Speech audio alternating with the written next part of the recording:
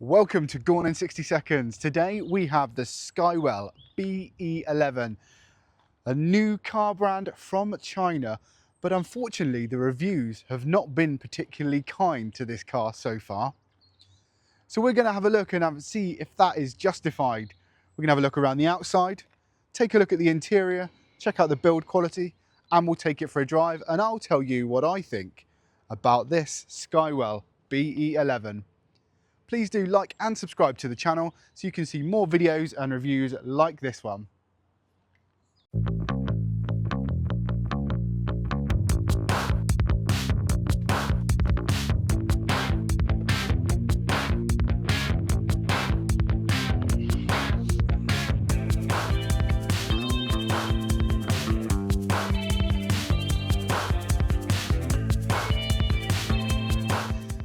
So who are SKYWELL? Well, from China, they are part of the SkyWorth brand. They are well versed in making trucks and buses, part of the Golden Dragon bus company. So they know a thing or two about making a vehicle. This is their first entry into the European market as a passenger car, and it is the BE11. It comes in two different battery flavors. There's a small battery that does about 250 miles and the bigger battery that's around 300 miles. The price is about £37,000 and £39,000 here in the UK. Bearing in mind both of those are full underneath the 40 grand for the luxury car tax bracket, which is pretty handy, you must admit. Everything else you see is absolutely standard. There's no packs or add-ons. So £39,000 is what you'll pay. I think that's not bad actually. Let's have a look around the outside, shall we? So first of all, I've got to say I really like the blue paintwork. I think that's a really nice colour. Unfortunately, if you get it in white, it does look a little bit like a bathtub, in my opinion. Now, obviously, my idea of style, it might be different from your idea of style. It's a little bit subjective, isn't it? But it's not particularly daring in style. I wouldn't go so far as to call it bland, but it is quite safe. It's quite a nice looking car. It's easy on the eye, but it doesn't shout and scream about itself, which I think is great. Some people want a car that doesn't shout and scream, look at me all the time. It's certainly non-offensive. You've got these LED headlights, which I think are pretty strong, and you've got your indicators that flash across there. These vents break up the blue, which I think make it, or supposed to make it, look a little bit sporty. I don't mind those at all. You've got the plastic cladding around the wheels, diamond cut alloys, charging at the front on the driver's side, folding mirrors, and it's quite a big car. It's a big family SUV. It's got roof rails and it's got this chrome trim around the windows, and the roof rails are also in that matching trim. So it does all match. Down the side, you've got this crease down the middle, almost a bit VW, like Tiguan-like, I suppose. As I say, it's not massively daring design-wise, but I think it looks quite smart. It's certainly not an ugly car. This, I think, though, is the best angle of this car. I think the light bar is actually pretty smart. The way the name is written in the lights, the way it twists around, I think that's really well designed. I think there's a lot to like about that. Obviously light bars are very common nowadays, but I think they've designed that pretty well. The way the lights are fitted inside, that look like vents, but just give it that little bit more aero feel, which is great for your efficiency, of course. You've got the cladding across the bottom. I think it's quite a strong looking family SUV. You wouldn't mind taking the family out in this. There is a spoiler up here, which again helps with your aero efficiency, and absolute bonus, we've got a rear wiper. Let's have a look at the boot, shall we? Electrically operated, which we like. So, as you can see, it's quite a decent space in here. I like this lining that they've put in. I don't know if you get that when you buy the car. I hope you do. But as I say, there's no packs, so you must do. I think that actually makes it look a little bit premium. It's a decent size in here. Now, if we look underneath, there's not really any storage under here apart from some space for your cables. You do get a subwoofer, which is a bit like max power boy racer, but it does sound really good. Down here, there's space for your tyre inflation kit and your warning triangle and a high vis. All the standard stuff you might possibly need in an emergency. I think that's a decent space. You certainly fit your buggy and your shopping and your holiday luggage in there. The rear seats fold on a 60-40 split, and you get this load cover in here also, just to keep everything away from prying eyes whilst you are not in the car. Intermission.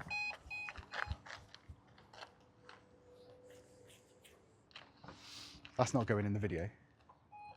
First thing I want to show you is how easily these seats fold down. It's just a little clip on the top of the seat, but they don't go all the way down. That is it.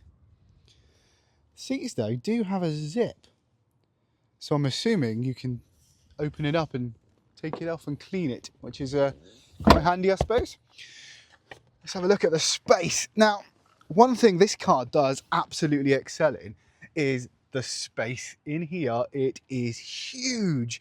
If you've got older children or you're going out as a bunch of adults, there is absolutely tons of room in here. Now, I'm only 5'9", so I'm not the tallest person in the world, but I'm also not the smallest person.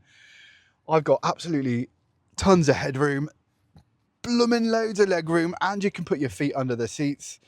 Even in the middle, because it's a bespoke EV, there is no hump on the floor, so it's all flat, and you can easily get 3 adults in here without an issue at all. I'm actually really chuffed in here because I think the materials on the seats are quite nice. This is almost like a suede Alcantara feel, and then you've got the leathery effect here. The piping, I think, is quite smart. It's definitely a fairly smart looking car inside.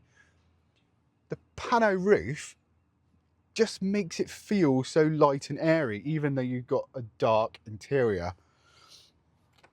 Now, it's definitely quite well designed, and I think some of the Stellantis cars could take note, because the design in the front carries through to the back, as you'll see when we go through there. Firstly, the materials are quite nice to touch, so everywhere you actually touch, this is all really nice. This is the same as on the seats. This leathery material is all really nice and reassuring. Everything else is quite sturdy. You've got decent sized door bins, and you've got speakers everywhere in this car. I think there's 8 speakers plus the subwoofer. It's a Met sound system, so it's really good, actually, really, really good.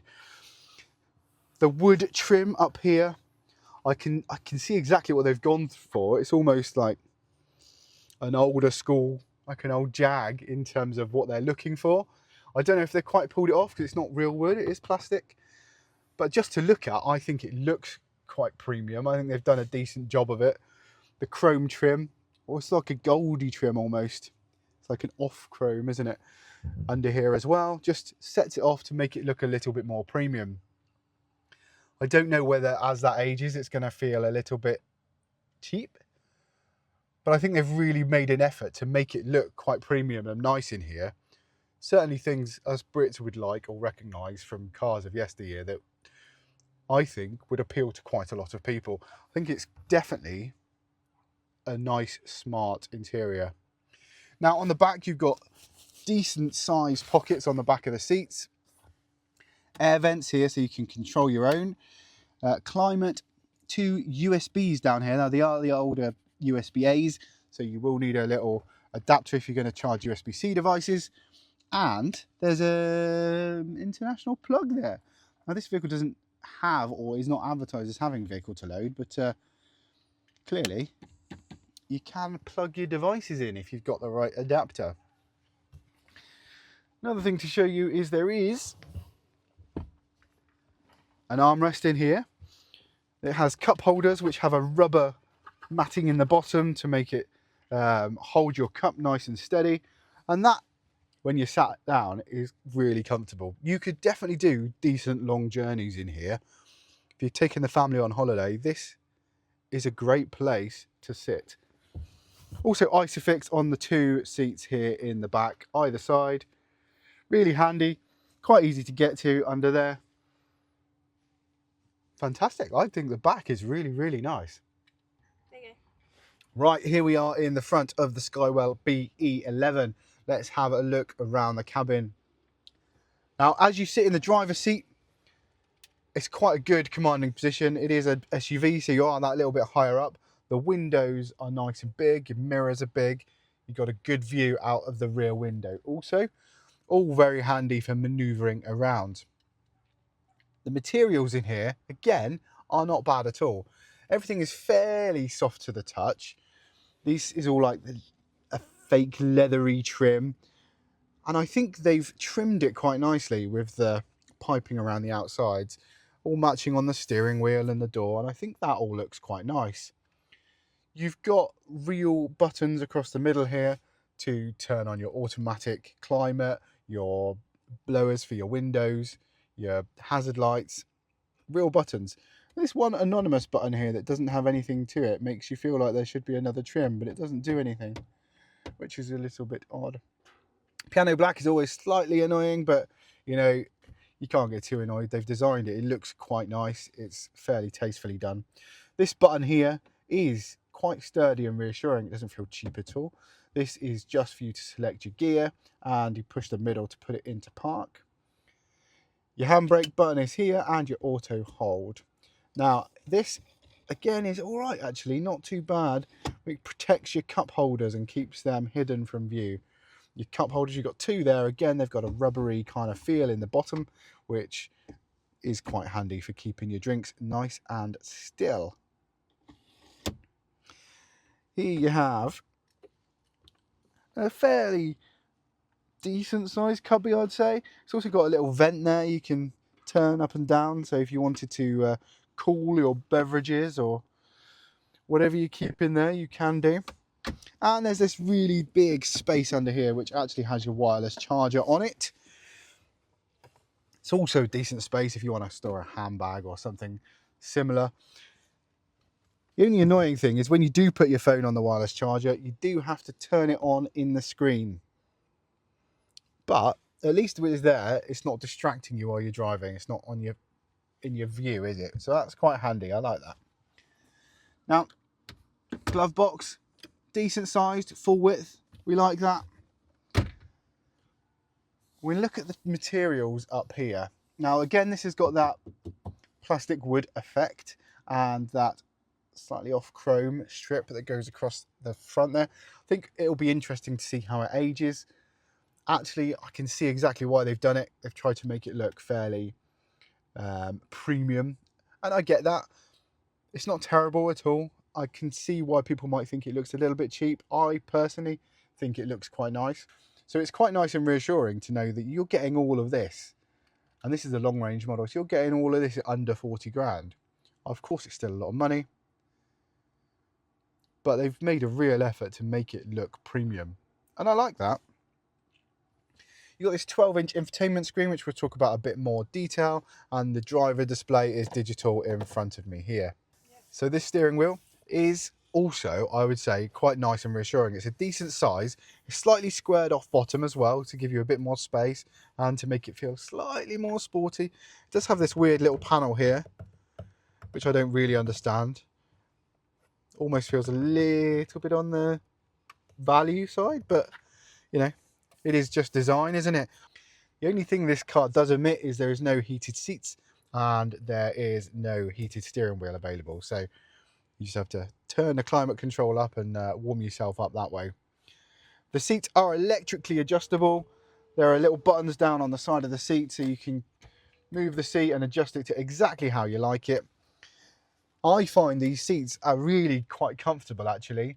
They definitely hold you in place. You could see yourself churning through the miles in this because it is quite a nice place to be. Everything about the seating position and the adjustability and the quality in here is all right. It's not bad at all. So you definitely feel like you could put a lot of miles in here. You'd happily use this as a family car. The bits that get dirty are easy to clean. Yeah, I quite like it in here, I must admit. So here we are in the SKYWELL BE11, and this is at night, so I can show you what the interior lighting looks like. Now it stretches through to the back also, and there it is down on the doors, and that changes colour. You can choose to change colour with the music. You've got the buttons on your steering wheel all light up, and down on the centre console, which is all very useful. Now let's have a quick look at the driver display first.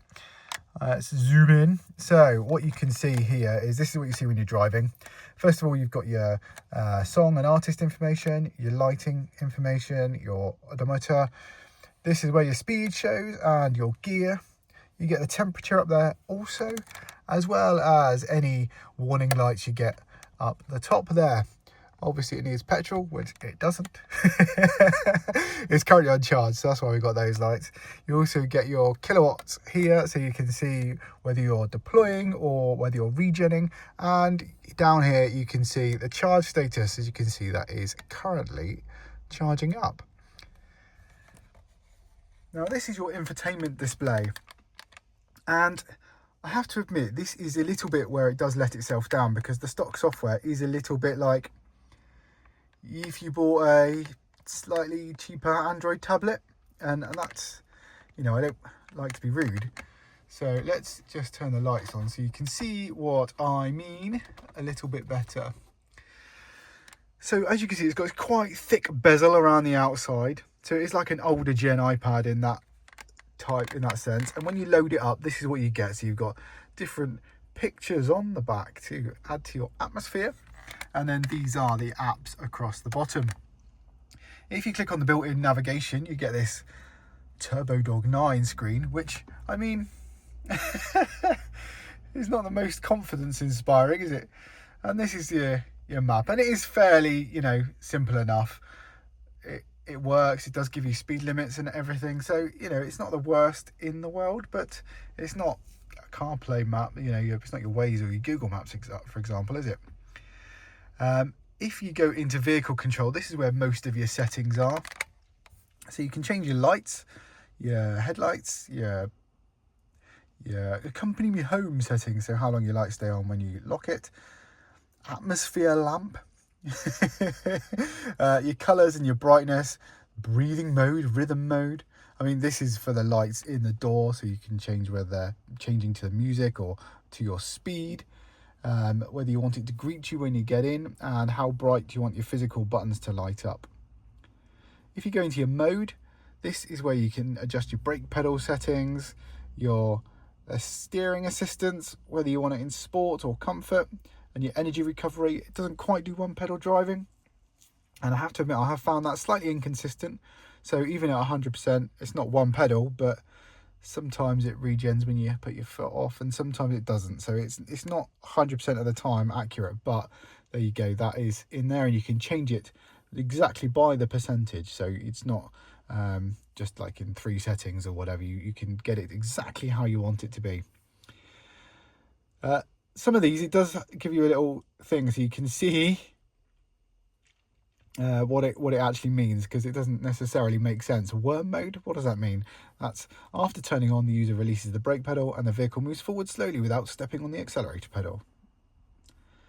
Battery beep discharge. Super endurance is your eco mode, and you want to warm up the battery ready for charging, you can do there. These are all your assistance settings, and you can click on there to prohibit watching Netflix or whatever while you're driving, which is obviously set on as standard. Convenience, you can choose when you want to end your charging, and this is where you turn on the wireless charging for your phone underneath there. You have to turn it on when you want to use it, which is slightly annoying, I have to admit. And this is for control of your dash. You can choose the volume of your instrument beep, and you can change the theme of your, whoa, look at that. You can change the theme of your driving display to dark theme or light theme. I quite like the dark theme. There you go. And your energy display, you can either have it in miles or electricity. So if you click on electricity, it tells you at the bottom there your percentage, and if you click mileage, it tells you how many miles it thinks you're going to have left. And obviously you can change between kilometers and miles on there, which is something someone has asked me before on one of my other videos, whether you can do that in a vehicle. And some you can, some you can't. In this one, you can. You'll notice all the time while you're in the standard vehicle settings, you do get this stripe across the bottom, which has got your climate here. And you can turn it all up and down, and you can push that button to look at your cameras, which are actually really good. I like these. I think they're really decent. You know, you can get a really good view of what's around you, and I find these really, really useful. I think they look quite decent definition and give you a really good idea. Some of them are a little bit hit and miss, aren't they? But I think this one is actually pretty decent. You can also push the button and switch it into 2D mode, which is your basic reversing camera mode. But I do like this. Also, I like the fact that it tells you how many centimeters you are away from the nearest hazard, which is kind of handy. Let's push the home button. In other settings, this is just for your sound and display and your connection to your Wi-Fi, etc. Information about the car is all in there. Your music, calls, FM radio and DAB radio. One thing it does when you hit DAB is it asks you if you want to give it access to the dongle. It's a bit odd, isn't it? Now, most people will connect up their CarPlay like I have here. I think once you've got CarPlay and once you've set that up, you're not really going to look at that other stuff because you've set it up. So even though I say it does feel a bit cheap old Android tablet like, as soon as you've loaded this up, you're not bothered about it, are you? Because you just use your CarPlay all day, every day. So you're not really thinking about it. And that's your daily. That's my thought process in that anyway. So it's obviously disconnecting because I'm using the phone at the moment. So there you go. That is the screens and displays, and the tech in here is a little bit of a deeper dive so you can see exactly what you're getting. Like I say, once you've set it up and you've got it how you want it, you're not going to use the screen like that. The only thing I would say is that when you are in CarPlay mode, you do have to push up like this to change your temperature, which is what you do when you're driving and using CarPlay or Android Auto. So once you got used to where it is not a problem at all while you're driving. Genuinely, I've got used to it in the week that I've had it, and it is quite responsive. That's no messing at all. So when that's in CarPlay, that does disappear, so you just have to push it up. But otherwise, you know, it's not terrible. It does exactly what you need it to do. And there's your charging screen. Whilst you're charging, that's what the car looks like with the electricity powering through. I just always think that's quite a nice thing to show you what it looks like when it is charging.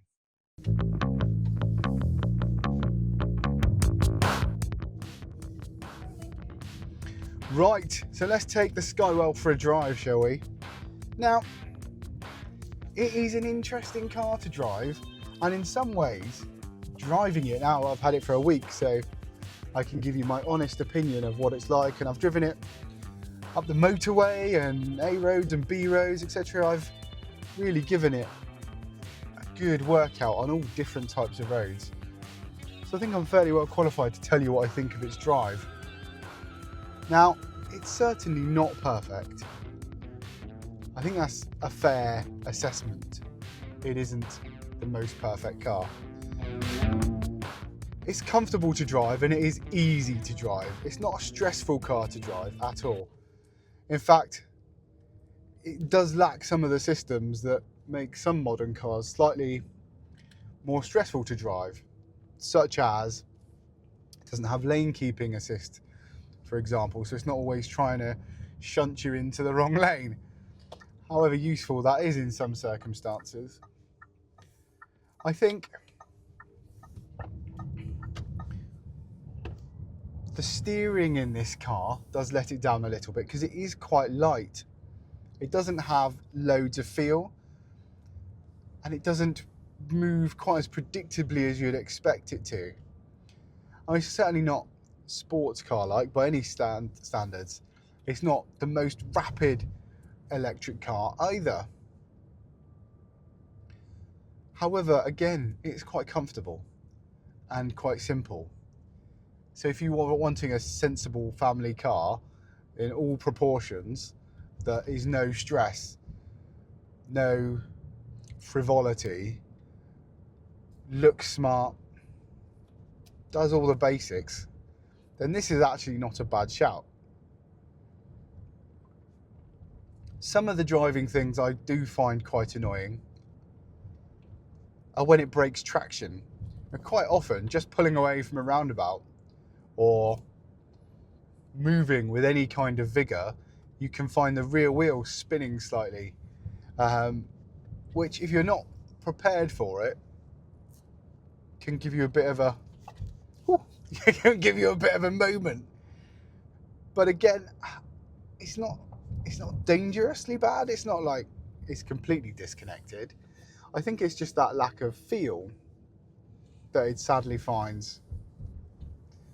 And I think that's something that you would improve on your second car and your third car if you're a car manufacturer, because the way you want it to drive and feel connected is really, really important. And sadly, this isn't premium in that respect. In terms of the controls and how everything works while you're driving, it's quite easy. Like, this isn't in the CarPlay section now, so it's just as it is when you normally drive it. Everything's right there when you need to touch it. Your buttons on the steering wheel are in a sensible place. Your view around is magnificent. In fact, you've got really, really good view all around you, and you can see everything that's coming towards you. Your seating position is also pretty decent, and the adjustability of how high you want to sit means it can suit people of all different heights and sizes. I think it is just a little bit sad that the drive isn't that little bit better. When you're running over bumps, it's not like a magic carpet. It doesn't iron them all out in the way you would necessarily expect. And for an EV, it's not the quietest car. So, especially when you're getting up to motorway speeds, there is quite a lot of wind noise and motor whir heard in the cabin. If you're listening to music, you're not going to hear that. But as someone who's driven a lot of EVs recently, that's something that I find quite noticeable. So it's not quite the most refined, I have to say.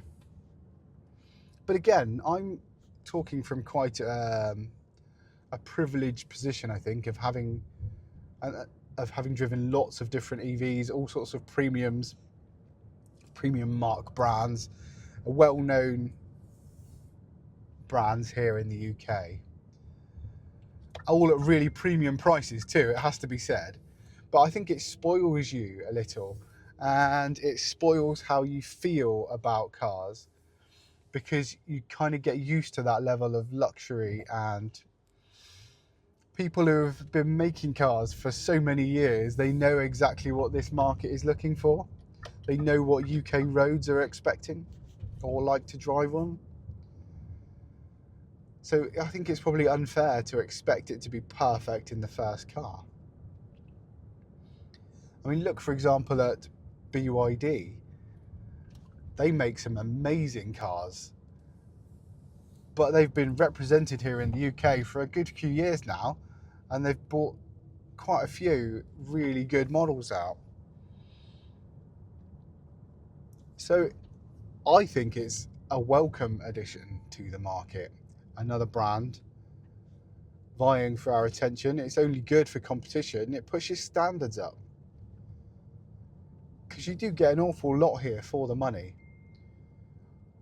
On the basis we're remembering as well that all this kit is standard. The panoramic roof, all of the digital entertainment systems, your digital dash, all of it is included at the list price. So you're not adding packs and seeing the costs spiral out of control. And I applaud that. I think that's great.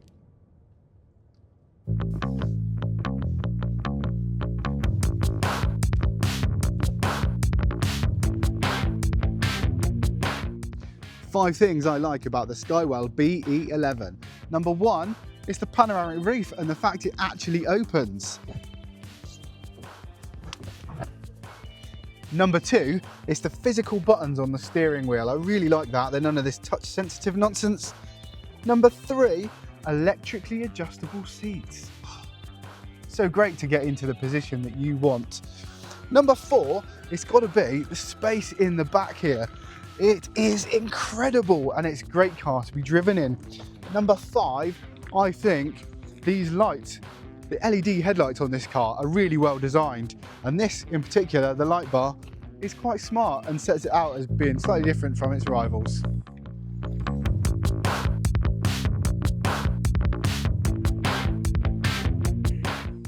So, in conclusion, what do we really think about the SKYWELL BE11? Well, it's certainly an interesting car. It's not particularly daring to look at, but it is safe. It looks like a nice family car to have on your driveway. It's not going to scare the neighbours. However, it is quite a comfortable ride, especially for a passenger. It has quite a lot of space in the back, a decent boot. Some of the design elements I think are quite nice, and it does fit all underneath that 40 grand price bracket. As it's the first car from SKYWELL, there are a few things I'm not a massive fan of. I'm not a big fan of the way it drives. I think it's a little bit light, quite unresponsive, and it does break traction quite often. It's not unsafe, it's just a little bit disconcerting if you're not ready for it. I'm not sure if I would go and spend 40 grand on one. However, if there was a good leasing deal for maybe a couple of £100 a month, I think I would definitely consider it, because it's quite smart and it does have lots of things going for it. I don't believe, going back to my very first question at the start of the video, it deserves quite as terrible a reviews as we've seen. It's far from the finished article, and I think it's going to be really interesting to see how their next cars come along and improve on what they've started. But if you're an early adopter, you're a kind of person that likes to try something new, it's a comfortable car to drive. Once you've got your CarPlay and everything on it, and you've got all your settings set up how you like it, I could see myself doing quite a lot of miles in it. So does it deserve all those reviews? Probably not. Is it perfect? Probably not. I think it's okay. It's fairly decent and a good first attempt. I can't wait to see what SKYWELL bring along next and how they improve on this. I hope you've enjoyed the video. Please do like and subscribe so that I can do more of these and bring you more car reviews. I hope you've really enjoyed it. Please tell me in the comments what you think of the car and whether you think it deserves all those bad reviews. I'm interested to see what you think. Thank you very much, and I'll see you in the next one.